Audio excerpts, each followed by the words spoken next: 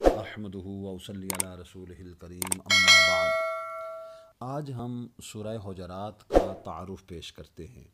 یہ ایک نئی سیریل شروع کر رہے ہیں جس میں ہم انشاءاللہ العزیز قرآن مجید فرقان حمید کی تمام سورہ مبارکہ کا تعارف پیش کریں گے اور صرف تعارف پیش کر کے آگے چلنے کی کوشش کریں گے۔ سورہ حجرات سے شروع کرنے کا مطلب اور مقصد یہ ہے کہ اس سورت کی اندر مسلمانوں کے لیے ان کی خصوصی آداب، ان کے معاشرے کے آداب بیان کرنے کے ساتھ ساتھ پہلی 3 آیات مبارکہ میں میرے اور آپ کے آقا نبی کریم صلی اللہ علیہ وآلہ وسلم کی بارگاہ کے، آپ کے گھر کے آداب جو ہیں وہ بیان کیے گئے ہیں۔ اسی مناسبت سے ویسے تو پورا قرآن مجید فرقان حمید حضور کی تعریف کر رہا ہے، اللہ رب العالمین اور اس کے فرشتے حضور کی تعریف کر رہے ہیں۔ اس صورت میں یہ پہلی 3 آیت مبارکہ جو ہیں اس میں حضور کی شان کو بیان کیا گیا، اخلاقی تربیت لوگوں کی گئی کہ حضور کی بارگاہ میں کس اخلاق سے پیش آنا ہے۔ اس لیے سورہ حجرات سے ابتدا کر رہے ہیں، اللہ تعالی مقبول فرمائے۔ سورہ حجرات مدینہ منورہ میں نازل ہوئی، تفسیر خارزن میں ہے۔ اس صورت میں 2 رکوع اور 18 آیات مبارکہ ہیں۔ حجرات کا معنی حجرے اور کمرے ہیں اور اس کی آیت نمبر 4 میں حجرات کا لفظ ہے۔ اسی مناسبت سے اس صورت کا نام سورۃ الحجرات رکھا گیا ہے۔ اس صورت کا مرکزی مضمون یہ ہے کہ اس صورت میں متعدد امور میں مسلمانوں کی تربیت فرمائی گئی ہے۔ خصوصی طور پر شروع کی 3 آیات مبارکہ میں حضور کے آداب کو بیان کیا گیا ہے۔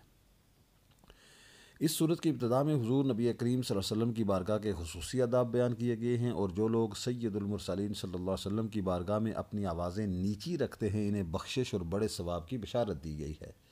مسلمانوں کو معاشرتی آداب بتائے گئے اور ان کی اخلاقی تربیت کی گئی کہ تحقیق کیے بغیر کوئی خبر قبول نہ کریں، کسی مسلمان کے بارے میں بدگمانی نہ کریں، کسی کی غیبت نہ کریں، کسی کا نام نہ بگاڑیں اور کسی کا مذاق نہ اڑائیں۔ اسی طرح مسلمانوں کے اگر 2 گروہ لڑ پڑیں تو ان میں صلح کرا دی جائے، اور اگر صلح نہ کریں تو ان میں جو گروہ باطل پر ہو تو اس کے ساتھ جنگ کی جائے یہاں تک کہ وہ راہ راست پر گامزن ہو جائے۔ اسی طرح اس صورت کے آخر میں اپنے ایمان کا احسان جتلانے والوں کی سرزنش کی گئی ہے، اور یہ بتایا گیا ہے کہ کسی کا اسلام قبول کرنا اللہ کے رسول صلی اللہ علیہ وسلم پر کوئی احسان نہیں۔ اسی طرح حقیقی مسلمان وہ ہے کہ جو اللہ تعالیٰ اور اس کے رسول صلی اللہ علیہ وسلم پر ایمان لائے، پھر وہ دین کے کسی کام میں شک نہ کرے اور اپنی جان اور مال سے اللہ تعالیٰ کی راہ میں جہاد کرے۔ سورہ حجرات اور سورہ فتح، اس کے ساتھ آپس میں جو مناسبت ہے اس کو بھی تھوڑا سا بیان کر لیتے ہیں کہ سورہ حجرات کی اپنے سے ماقبل سورت فتح کے ساتھ ایک مناسبت یہ ہے کہ سورہ فتح میں کفار کے ساتھ جہاد کرنے کے بارے میں بیان ہوا اور سورہ حجرات میں باغیوں کے ساتھ جہاد کرنے کے بارے میں بیان ہوا۔ ایک دوسری مناسبت یہ بھی ہے کہ دونوں صورتوں میں حضور اقدس صلی اللہ علیہ وسلم کی عظمت اور شان اور مقام و مرتبے کو بیان کیا گیا ہے۔ سورہ قاف، سورہ قاف مکہ مکرمہ میں نازل ہوئی، تفسیر خارزن۔ اس صورت میں 3 رکوع اور 45 آیتیں ہیں۔ قاف حروف مقطعات میں سے ایک حرف ہے اور اس صورت کی پہلی آیت میں یہ حرف موجود ہے، اسی مناسبت سے اسے سورہ قاف کہتے ہیں۔ سورہ قاف کے متعلق احادیث مبارکہ بھی موجود ہیں۔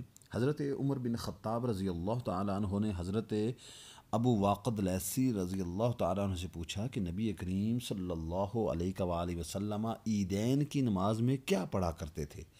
آپ نے عرض کی کہ حضور پرنور صلی اللہ علیہ وسلم عید کی نماز میں قاف والقرآن المجید اور اقتربت الساعة وانشق القمر پڑھا کرتے تھے، مسلم شریف۔ اسی طرح حضرت ام حشام بنت حارثہ رضی اللہ تعالی عنہ فرماتی ہیں کہ میں نے قاف والقرآن المجید نبی کریم صلی اللہ علیہ وسلم کی زبان سے سن کر ہی یاد کیا ہے۔ آپ صلی اللہ علیہ وسلم ہر جمعے کے دن منبر پر خطبہ دیتے ہوئے یہ سورت پڑھا کرتے تھے، مسلم شریف۔ سورہ قاف کے مضامین، اس سورت کا مرکزی مضمون یہ ہے کہ اس میں مرنے کے بعد دوبارہ زندہ کیے جانے کا ثبوت پیش کیا گیا ہے اور اسلام کے اس بنیادی عقیدے کا انکار کرنے والوں کا رد کیا گیا ہے، اور اس صورت میں یہ چیزیں بیان کی گئی ہیں جو آگے میں تفصیل سے بیان کرتا ہوں۔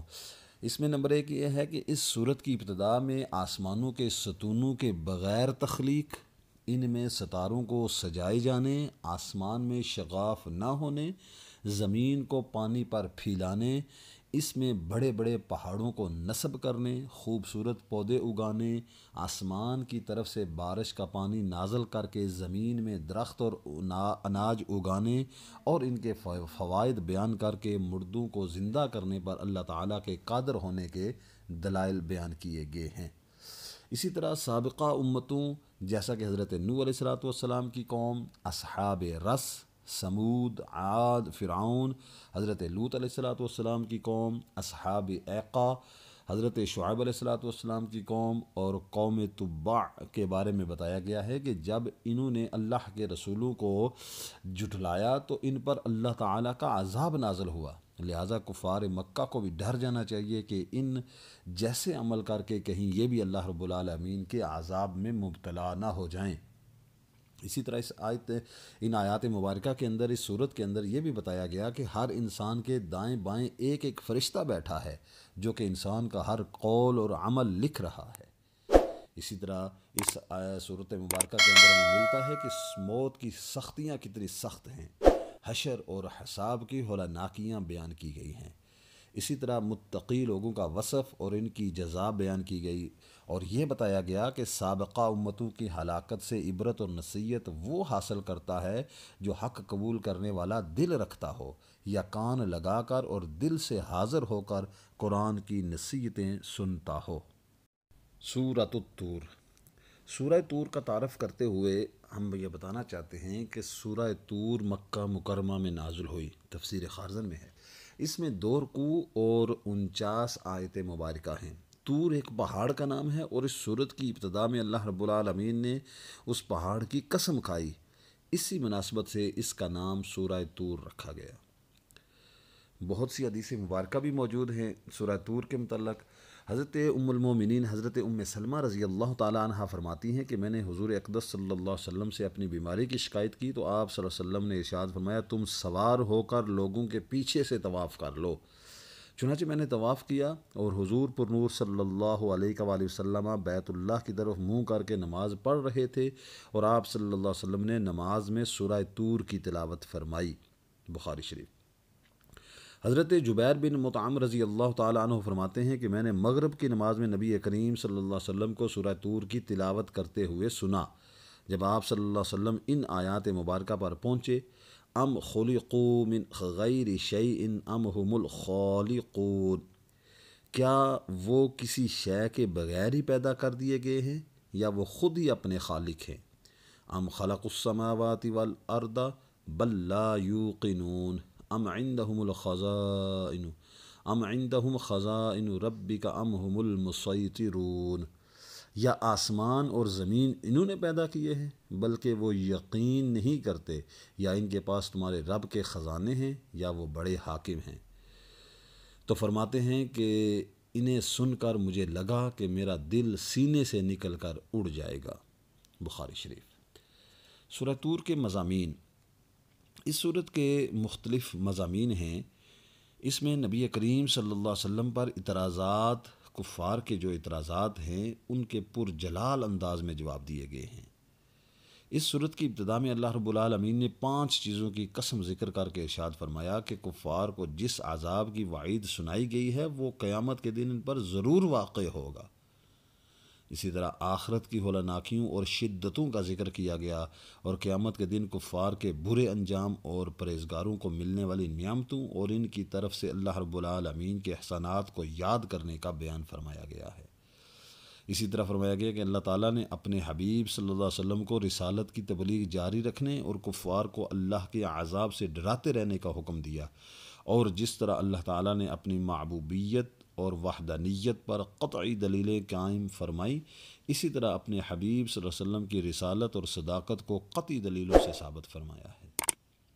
اسی طرح یہ مضمون بھی ہے اس صورت کے آخر میں کہ اللہ تعالیٰ نے اپنے حبیب صلی اللہ علیہ وسلم کو تسلی دی اور کفار کی اذیتوں پر صبر کرنے اور انہیں ان کے حال پر چھوڑ دینے اور تمام اوقات میں اپنے رب تعالیٰ کا شکر ادا کرتے رہنے کا حکم دیا ہے۔